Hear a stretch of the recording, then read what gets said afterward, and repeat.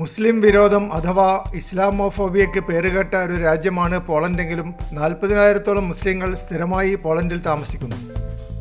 മുസ്ലിങ്ങളുടെ എണ്ണം കുറവാണെങ്കിലും പോളണ്ടിലെ ജനങ്ങൾ എപ്പോഴും മുസ്ലിങ്ങളെക്കുറിച്ചും അവർ രാജ്യത്തുണ്ടാക്കുന്ന പ്രശ്നങ്ങളെക്കുറിച്ചും സംസാരിച്ചുകൊണ്ടേയിരിക്കും. പലപ്പോഴും അടിസ്ഥാനരഹിതമായ ആരോപണങ്ങളാണ് പോളണ്ടിൽ മുസ്ലിങ്ങൾക്കെതിരെ ആരോപിക്കപ്പെടുന്നത്. പണ്ടുകാലത്ത് പോളണ്ടിൽ റഷ്യയിലെ ടാറ്റാർ വംശജരായ മുസ്ലിങ്ങൾ മാത്രമേ ഉണ്ടായിരുന്നുള്ളൂ. അവർ നല്ല യോദ്ധാക്കളായതുകൊണ്ട് പോളണ്ടിൽ അവരെ പട്ടാളത്തിലെടുക്കുകയും പോളണ്ടിലെ മുഖ്യധാരാ സമൂഹമായി അവർ നല്ലപോലെ യോജിച്ചു പോവുകയും ചെയ്തു. കമ്മ്യൂണിസ്റ്റുകാർ പോളണ്ട് ഭരിക്കുന്ന കാലത്ത് മുസ്ലിങ്ങളെക്കുറിച്ച് മോശമായ പ്രചരണങ്ങൾ നടത്തുകയും ഇസ്ലാം മതം കമ്മ്യൂണിസ്റ്റ് സമൂഹത്തിൻ്റെ താല്പര്യങ്ങൾക്ക് വിരുദ്ധമാണെന്ന ഒരു അഭിപ്രായം പൊതുവെ ഉണ്ടാക്കിയെടുക്കുവാനും സാധിച്ചു. എന്നാൽ കമ്മ്യൂണിസ്റ്റ് ഭരണം അവസാനിച്ച ശേഷം മുസ്ലിങ്ങൾക്ക് കൂടുതൽ സ്വാതന്ത്ര്യം പോളണ്ടിൽ ലഭിച്ചു. 70കളിലും 80കളിലും ധാരാളം അറബി വിദ്യാർത്ഥികൾ പോളണ്ടിലേക്ക് കുടിയേറി. സിറിയ, ചെച്ചന്യ, ഇറാഖ്, താജിക്കിസ്ഥാൻ, ബംഗ്ലാദേശ് തുടങ്ങിയ രാജ്യങ്ങളിൽ നിന്ന് ധാരാളം ആളുകൾ ജോലി ആവശ്യത്തിന് പോളണ്ടിലേക്ക് വന്നതും മുസ്ലിം ജനസംഖ്യ വർദ്ധിക്കുവാൻ കാരണമായി. 9 വർഷം മുമ്പ് നടന്ന യൂറോപ്യൻ കുടിയേറ്റ പ്രതിസന്ധി പോളണ്ടിൽ വ്യാപകമായ മുസ്ലിം വിരുദ്ധ ചിന്തകളും ഇസ്ലാമോഫോബിയവും ഉണ്ടാക്കുവാൻ കാരണമായി. ഇസ്ലാം മതവും അക്രമവും തമ്മിൽ ബന്ധിപ്പിച്ചാണ് എപ്പോഴും പോളണ്ടുകാർ സംസാരിക്കുക. എല്ലാ മുസ്ലിങ്ങളും തീവ്രവാദികളാണെന്നാണ് പോളണ്ടുകാരുടെ അഭിപ്രായം. അങ്ങനെയാണ് യൂറോപ്പിൽ ഏറ്റവും ഇസ്ലാമോഫോബിയയുള്ള രാജ്യമായി പോളണ്ട് അറിയപ്പെടാൻ തുടങ്ങിയത്. 10 വർഷം മുമ്പ് നടത്തിയ ഒരു അഭിപ്രായ വോട്ടെടുപ്പിൽ 62% പോളണ്ടുകാരും പറഞ്ഞത് ഇസ്ലാം സഹിഷ്ണുതയില്ലാത്ത ഒരു മതമാണെന്നാണ്. പോളണ്ടിലെ സ്കൂൾ വിദ്യാർത്ഥികൾ ഭൂരിഭാഗവും കുടിയേറ്റക്കാർക്കെതിരായി സംസാരിക്കുന്നത് പതിവായി കേൾക്കാറുണ്ട്.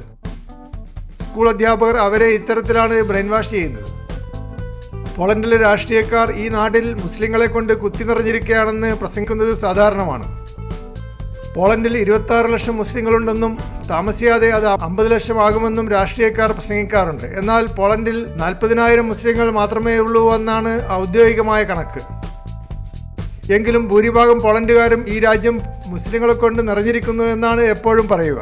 40,000 മുസ്ലിങ്ങൾ മാത്രമേ ഉള്ളൂ എന്ന ഔദ്യോഗിക കണക്ക് നാട്ടുകാർക്കാർക്കും അറിയുകയില്ല. ലക്ഷക്കണക്കിന് എന്നാണ് അവർ എപ്പോഴും പറയുക. മുസ്ലിങ്ങൾക്കെതിരായി പ്രചരണങ്ങൾ നടത്തുന്നതിൽ മുമ്പിൽ നിൽക്കുന്നത് കത്തോലിക്ക സഭയിലെ പുരോഹിതന്മാരാണ്. ഫ്രാൻസിസ് മാർപ്പാപ്പ കുടിയേറ്റക്കാരെ സഹായിക്കണമെന്ന് ക്രിസ്ത്യാനികളോട് ആഹ്വാനം ചെയ്തുവെങ്കിലും പോളണ്ടിലെ ബിഷപ്പുമാരും പുരോഹിതന്മാരും അത് ചെവിക്കൊള്ളുവാൻ തയ്യാറായില്ല.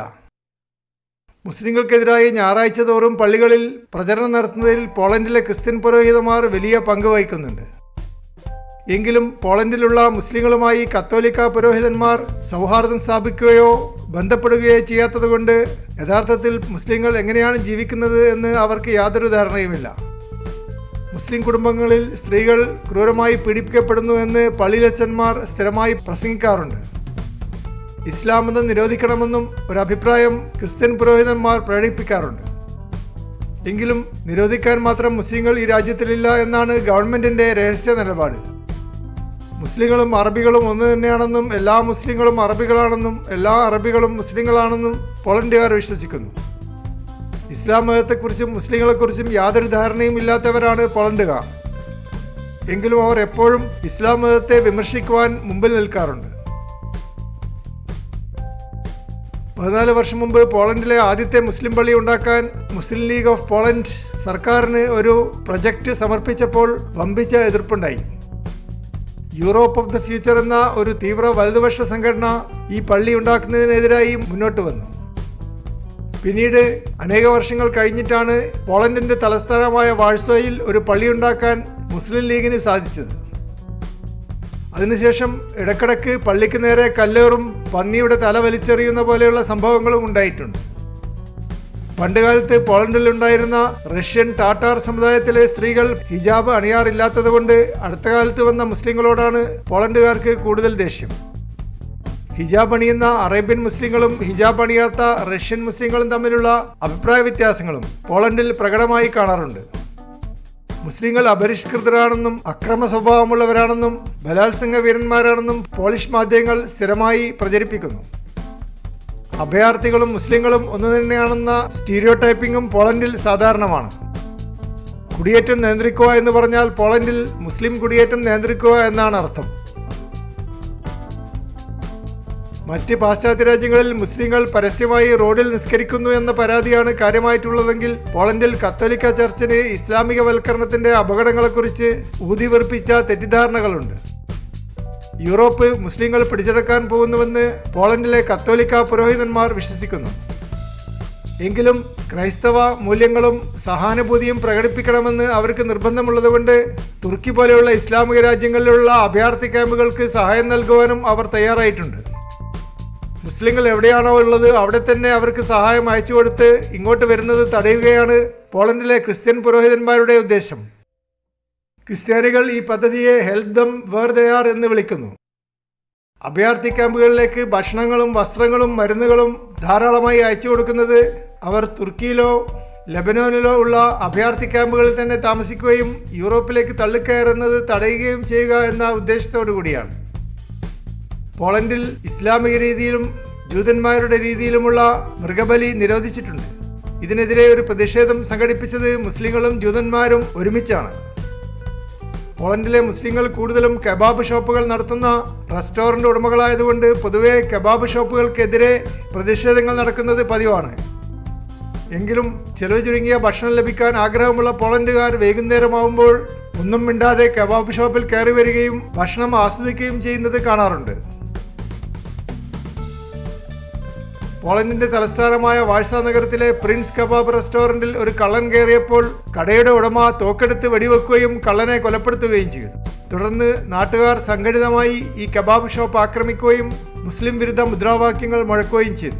കടയുടമ നിയമം കയ്യിലെടുത്തു എന്നാണ് പോളണ്ടുകാർക്കുണ്ടായ പരാതി. ഇതിനെ തുടർന്ന് പോളണ്ടിന്റെ പല ഭാഗങ്ങളിലും കബാബ് ഷോപ്പുകൾക്കെതിരെ ആക്രമണങ്ങൾ നടക്കുകയുണ്ടായി. 5 വർഷം മുമ്പ് പോളണ്ടിന്റെ സ്വാതന്ത്ര്യസമര ദിനത്തിൽ 60,000-ഓളം വരുന്ന തീവ്ര വലതുപക്ഷക്കാർ മുസ്ലിം വിരുദ്ധ മുദ്രാവാക്യങ്ങൾ മുഴക്കി തലസ്ഥാന നഗരിയായ വാഴ്സോയിൽ പ്രകടനം നടത്തുകയുണ്ടായി.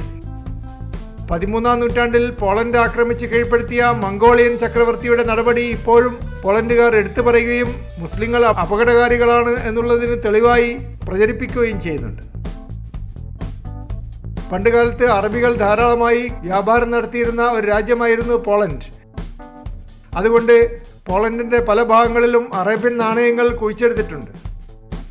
പണ്ടുകാലത്ത് പോളണ്ടിലെ സൈന്യത്തിൽ ജോലി ചെയ്തിരുന്ന റഷ്യൻ ടാറ്റാർ മുസ്ലിങ്ങളെ ഇപ്പോഴും പോളണ്ടുകാർ ഇഷ്ടപ്പെടുന്നു. പുതുതായി വന്ന അറബികളെയും ആഫ്രിക്കക്കാരെയുമാണ് അവർക്ക് ഇഷ്ടപ്പെടാൻ പ്രയാസമുള്ളത്. ഇപ്പോൾ പോളണ്ടിൽ ധാരാളമായി തുർക്കിക്കാരും ബംഗ്ലാദേശികളും അഫ്ഗാനികളും ചെച്ചന്യക്കാരും താമസിക്കുന്നുണ്ട്. ഇറാഖ്, ഇറാൻ, ബഹ്റൈൻ, ലെബനോൻ തുടങ്ങിയ രാജ്യങ്ങളിൽ നിന്നുള്ള ഷിയാക്കളും ചെറിയ എണ്ണത്തിൽ പോളണ്ടിൽ താമസിക്കുന്നുണ്ട്. ഷിയാക്കൾക്ക് പ്രത്യേകമായ പള്ളിയില്ലാത്തതുകൊണ്ട് അവർ സുന്നികളുടെ കൂടെയാണ് പ്രാർത്ഥിക്കുന്നത്. സുന്നികൾ കൂടുതലും സലഫി പ്രസ്ഥാനവുമായി ബന്ധപ്പെട്ടവരും ഷിയാക്കൾ കൂടുതലും ദർഗകൾ സംരക്ഷിക്കുകയും സന്ദർശിക്കുകയും ചെയ്യുന്ന സംസ്കാരമുള്ളവരുമാണ്. അതിനു പുറമെ മൂന്നാമത്തെ ഒരു ഗ്രൂപ്പായിട്ടാണ് ആധുനിക ജീവിതശൈലിയുള്ള റഷ്യൻ ടാറ്റാറുകൾ നിലകൊള്ളുന്നത്. ഇങ്ങനെ പോളണ്ടിന്റെ സമൂഹത്തിൽ 3 തരത്തിലുള്ള മുസ്ലിം വിഭാഗങ്ങൾ വമ്പിച്ച സ്വാധീനം ചെലുത്തിയിട്ടുണ്ട്.